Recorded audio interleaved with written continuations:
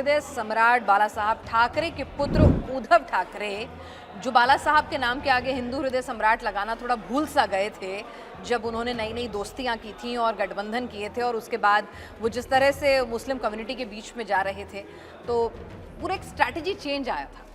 आज वो कह रहे हैं राम रक्षा स्तोत्र का पाठ करेंगे, वो भगवान राम की शरण में जाएंगे।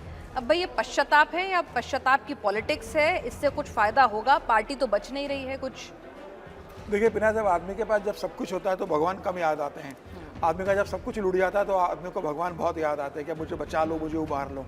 उद्धव ठाकरे के साथ यही है। आपकी सत्ता चली गई, पार्टी चली गई, आपके सांसद जो आए थे उसमें से 7 सांसद चले गए, आपके पास सिर्फ 3 सांसद बचे हैं। तो अब उद्धव ठाकरे को लग रहा है कि मेरे पास अब कुछ बचा नहीं, न बीएमसी बचा, न प्रदेश में सरकार बची, न केंद्र में दखलंदाजी बची। पार्टी का नाम सिंबल भी चला गया, दूसरी जो सांसद आए थे वो भी जीत कर चले गए। बचे हुए विधायक कब चले जाएंगे मैं कुछ कह नहीं सकता। तो अब उनको लग रहा है कि अगर मुझे बने रहना है तो मुझे वापस हिंदुत्व पर लौटना होगा, और हिंदुत्व पर लौटना है तो आपको फिर राम को याद करना पड़ेगा। उद्धव ठाकरे उसी कोशिश में, जिस तरीके से वो नागपुर में गए, अब श्री राम स्तोत्रम का जिक्र करने वाले हैं। अब वे बताना चाहते हैं कि भाई जो मातोश्री एक हिंदुत्व के लिए जानी जाती थी, भगवा रंग के लिए जानी जाती थी, मराठी और हिंदुत्व के हुंकार के लिए जानी जाती है, वो जो शिवसेना को वो कांग्रेस के साथ और शरद पवार के साथ जाकर जिस तरीके से उन्होंने भगवा का रंग फीका कर दिया था, उस पर हरा रंग चढ़ गया था, अब वापस वो भगवा रंग में रखने की कोशिश कर रहे हैं। लेकिन अब बहुत देर हो चुकी है। एकनाथ शिंदे के पास सच्चा जो शिवसैनिक है वो चला गया है।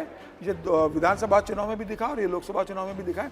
मुझे लग रहा है कि अब उद्धव ठाकरे के लिए बहुत मुश्किल होगा, लेकिन अब उन्हें लग रहा है कि वापस घर आना पड़ेगा। वो कहते हैं ना कि सुबह का बुला शाम को घर आ जाए तो उसे बुला नहीं कहते हैं। तो उद्धव ठाकरे को ही लग रहा है कि भाई मैं वापस आ जाऊँगा तो शायद वोटर भी आ जाए और शायद भारतीय जनता पार्टी भी साथ भी मेरे साथ आ जाए। तो वो एक हारी हुई लड़ाई लड़ रहे हैं। और ये महाराष्ट्र की जनता के ऊपर है कि वो उद्धव के साथ जाती है एकनाथ शिंदे के साथ। फिलहाल मुझे लग रहा है कि वो एकनाथ शिंदे और भारतीय जनता पार्टी का साथ रहेगी। उद्धव के लिए बहुत मुश्किल है, लेकिन कोशिश करना उनकी राजनीतिक मजबूरी है और वह वही कर रहे हैं।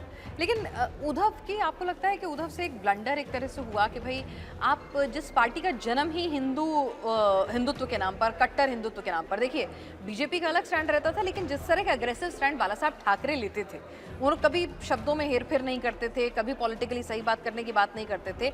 जितना एग्रेसिव स्टैंड शिवसेना का रहता था हिंदुत्व को लेकर, उसके उत्तराधिकारी अगर उस स्टैंड को ही छोड़ देते और उसके बाद आज वो सोच रहे हैं कि हनुमान स्तोत्रम का पाठ करके, राम रक्षा स्तोत्रम का पाठ करके भगवान जो है उनके संकट हर लेंगे, तो क्या भगवान से राजनीति में कुछ ज़्यादा डिमांड नहीं हो जाएगी? निश्चित रूप से। और मुझे लगता है कि अगर जब भारतीय जनता पार्टी और उद्धव ठाकरे की शिवसेना संयुक्त शिवसेना थी, जब मिलकर चुनाव लड़े, और बाद में जब उद्धव ठाकरे ने कहा कि भाई 2.5 साल के लिए 50-50 हम मुख्यमंत्री का रूप में करेंगे और सरकार नहीं बनाने दी, उस समय अगर उद्धव ठाकरे कांग्रेस के साथ और शरद पवार के साथ मिलकर सरकार नहीं बनाते, विपक्ष में बैठने की तैयारी दिखा रहे, तो मुझे लगता है कि महाराष्ट्र का और खासतौर से बम्बई का वोटर उनसे टूटता नहीं। वो ये कहता है कि अपनी आइडियोलॉजी पर ही अडिग रहे।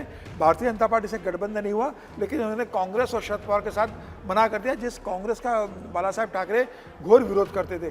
तो मुझे लग रहा है कि इन्होंने जिस तरह की सरकार बनाई एक सत्ता में बने रहने के लिए, मुख्यमंत्री बनने के लिए, और उसके बाद आपका ही एक बड़ा नेता सत्ता में रहते ये कहकर कि भाई मैं विचारधारा से बहुत लंबे समय तक कॉम्प्रोमाइज़ नहीं कर सकता, मैं आपकी सत्ता छोड़ रहा हूँ, और वो भारतीय जनता पार्टी के साथ चला जाता है। उसके बाद आपके पास कोई विकल्प बचा नहीं था। उसके बाद भी आप कांग्रेस के साथ बने रहे, उसके बाद भी आप लोकसभा चुनाव में आप कांग्रेस के साथ जाते हो। अब मुझे लगता है कि उद्धव ठाकरे को ये लगा कि विचारधारा से अति दूर जाना उनके राजनीतिक पतन का कारण रहा है, सत्ता से बाहर जाने का कारण रहा है, मराठी और हिंदुत्व के वोटरों से दूर होने का कारण बना है। तो अब वापस उसी वोटर को, हिंदुत्व को लाने की वो कोशिश कर रहे हैं। और बीएमसी में तो आपको मराठी और हिंदुत्व के वोटर पे ही आप रहे, और बीएमसी भी आपके यहाँ से चली गई। तो अब वो मुझे लगता है एक हारी हुई लड़ाई लड़ रहे हैं। अब वो इसमें कितना सफल हो पाते हैं, क्या महाराष्ट्र का जो वोटर है, जो अब एकनाथ शिंदे के साथ चला गया है, जो भारतीय जनता पार्टी के साथ चला गया, क्या वो उद्धव ठाकरे को वापस लेगा?